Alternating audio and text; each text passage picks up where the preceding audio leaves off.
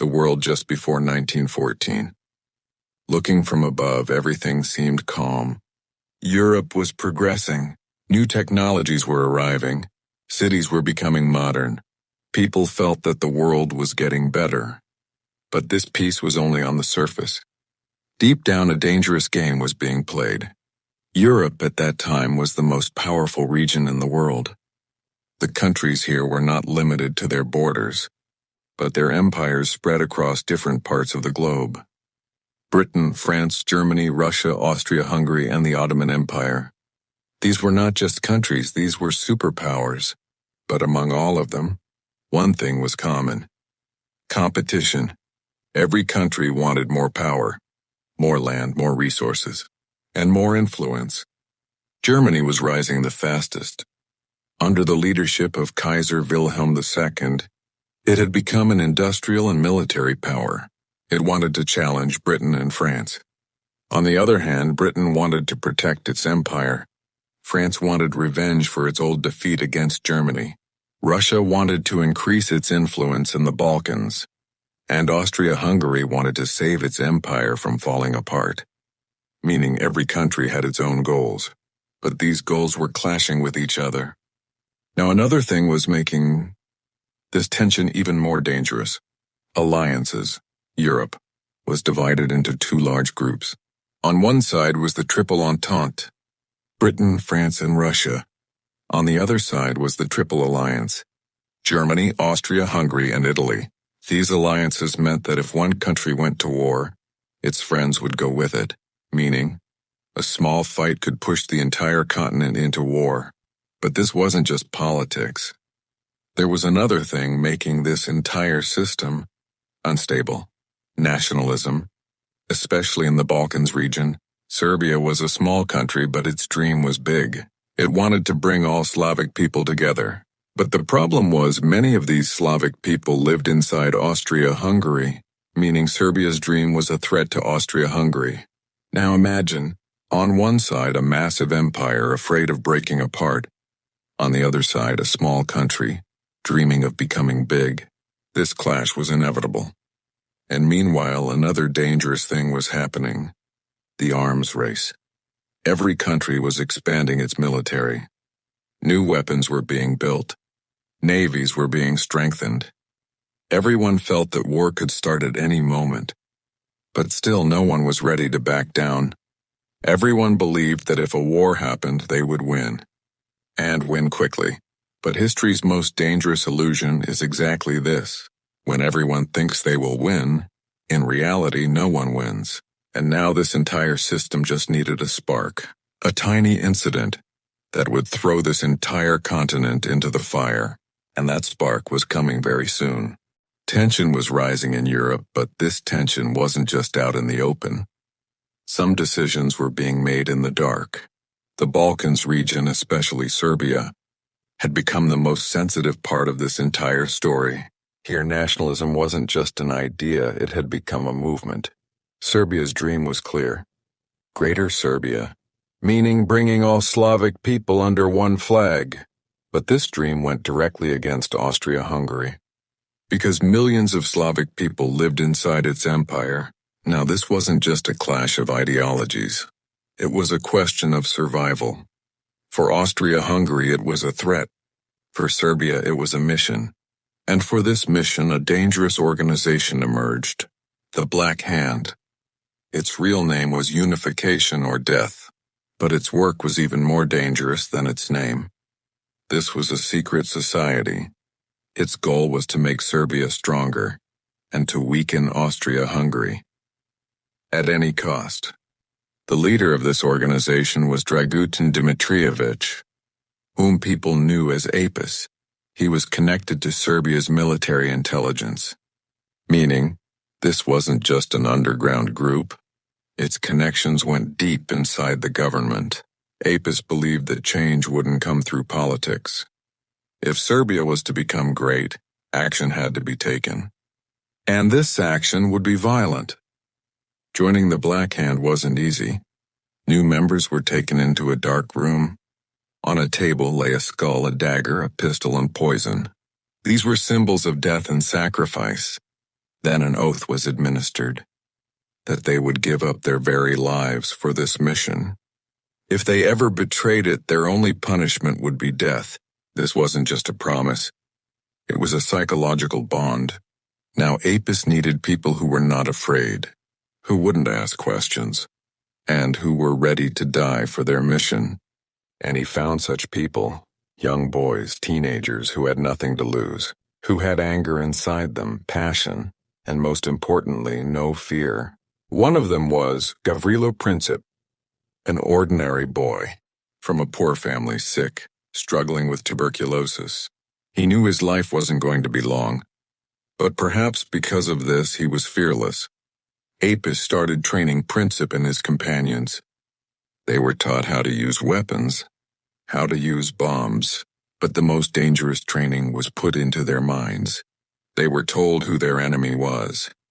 Archduke Franz Ferdinand, the future ruler of the Austro-Hungarian Empire. To them, he wasn't just a human being. He was a symbol, the symbol of that empire which they wanted to destroy. The plan was ready. The weapons were ready. The targets were set.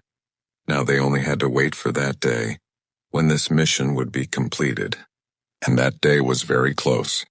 June 28, 1914, Sarajevo. The day that was about to change history. Archduke Franz Ferdinand had come to Bosnia on a tour. His wife Sophie was with him.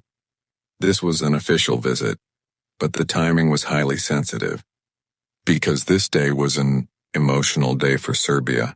Vidovdan, day deeply connected to Serbian history and nationalism. On such a day, the future ruler of Austria coming to Sarajevo was a provocation for many. But Ferdinand ignored this danger. He was confident in his power. He felt no one could even touch him. He didn't know that someone was already waiting for him in the city. The trained assassins of the Black Hand had spread across the streets of Sarajevo. A total of 6 attackers. Each one had a weapon. Each one had an opportunity, and each one was given a single target. Ferdinand. Around 10 in the morning, Ferdinand's open-top car was passing through the city streets. People were standing along the roads, some to watch, some waiting and hiding. The first attacker. He saw Ferdinand, but he froze. He did nothing. The car moved forward. The second attacker. He also saw an opportunity, but he got scared too. Then came the third. Nedeljko Kabrinović. He pulled a bomb from his pocket, pulled the pin and threw it towards the car. But the timing was wrong. The bomb bounced off the car's folded roof and fell under the car behind it. A few seconds later, a massive explosion happened. The car behind was destroyed. Many people were injured. But Ferdinand survived. The plan had failed. Kabrinović immediately swallowed cyanide and jumped into the river. But that failed too. The poison was old. It didn't work. And the river was very shallow. He was caught alive. Now the security was on high alert. Any sensible person would have turned back right then. But Ferdinand didn't do that. He decided that he would continue his program. He would go to the hospital to see the people injured in the attack. This decision was about to become the most dangerous decision in history. By now, the remaining attackers thought the mission was over. Everything had failed. But fate hadn't played its final card yet. Ferdinand's car left again, but this time a mistake was made. The driver wasn't told about the new route. The car took a wrong turn, and suddenly it stopped at a place where it shouldn't have stopped. A small cafe, on the side of the road. Standing right there was Gavrilo Princip. He was disappointed. He thought the mission had failed. But suddenly he saw it. His target just a few steps away. The most dangerous opportunity in history stood right in front of him. And this time he did not miss. Time seemed to stop on that narrow street of Sarajevo. As soon as the driver realized the car had taken the wrong route, he slammed on the brakes. The car slowly came to a halt. And at that exact moment, history took a turn. Standing on the side of the street was Gavrilo Princip. In front of him, his target, Archduke Franz Ferdinand. The distance between them was very short. So short that there was no room for mistakes anymore. Princip didn't waste a single second. He reached into his pocket, pulled out his pistol, and took direct aim. No warning, no hesitation, just action. 2 shots were fired. The first bullet hit Ferdinand in the neck. The bullet went deep inside. His body slumped backward. The second bullet hit Sophie in the stomach. She immediately collapsed onto Ferdinand. For a few seconds, no one understood what had just happened. Then the blood became visible, and the chaos began. People started screaming. Soldiers started running. Panic spread everywhere. Ferdinand's breathing was getting heavy. Blood was pouring from his mouth. He looked at Sophie and whispered, "Sophie, don't die. Stay alive for our children." But Sophie couldn't answer anymore. Within a few minutes, both of them stopped breathing. The car was no longer a royal vehicle. It had become a moving coffin. Princip was caught right there. He also tried to take poison, but that failed too. He was arrested alive. But now none of that mattered. His job was done. These 2 bullets fired in Sarajevo didn't just hit 2 people. They shook all of Europe. This wasn't just an assassination. It was a trigger. The trigger to a chain reaction that was not going to stop now. Shock had spread through Vienna. Tension was rising in Berlin. St. Petersburg was on high alert. Paris and London were trying to understand the situation. Everyone realized something big was going to happen. But no one had any idea just how big it would be. A tiny incident, a wrong turn, and 2 bullets were now about to push the entire world towards war. And this was just the beginning. The sound of those 2 bullets fired in Sarajevo was now echoing throughout Europe. The assassination of Archduke Franz Ferdinand was no longer just a crime. It had become an international crisis. For Austria-Hungary, this was a direct insult. Their future ruler had been killed inside their own empire. The leaders sitting in Vienna made a quick decision. Serbia would be punished. But this decision wasn't easy. Because Serbia wasn't alone. Standing behind it was Russia. Russia considered itself the protector of the Slavic people in the Balkans. If Austria attacked Serbia, Russia wouldn't sit quietly. Therefore, Austria didn't take a step back but a step forward. It spoke to Germany. Kaiser Wilhelm II promised full support to Austria. In history, this is called the blank check, meaning Germany told Austria, "Do whatever you want, we are with you."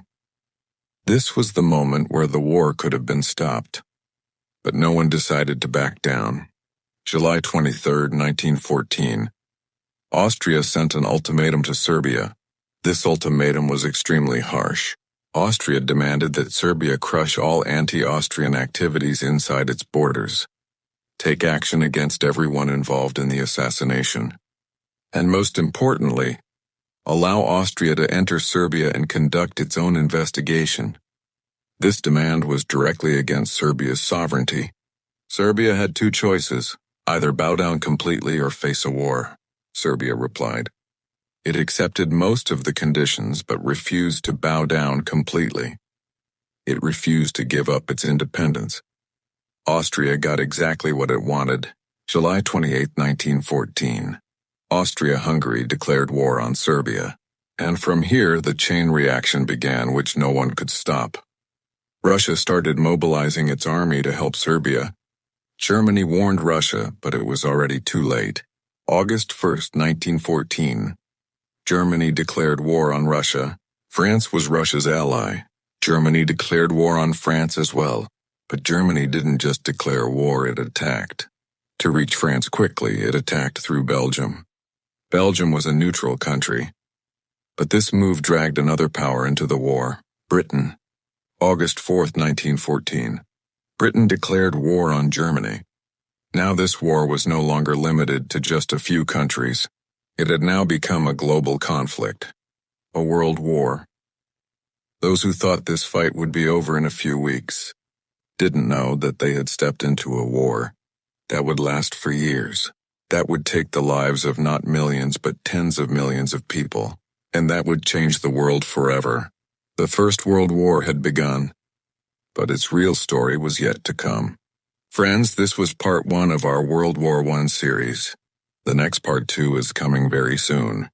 So subscribe to the History Context and turn on notifications so that you don't miss this most terrifying journey through history.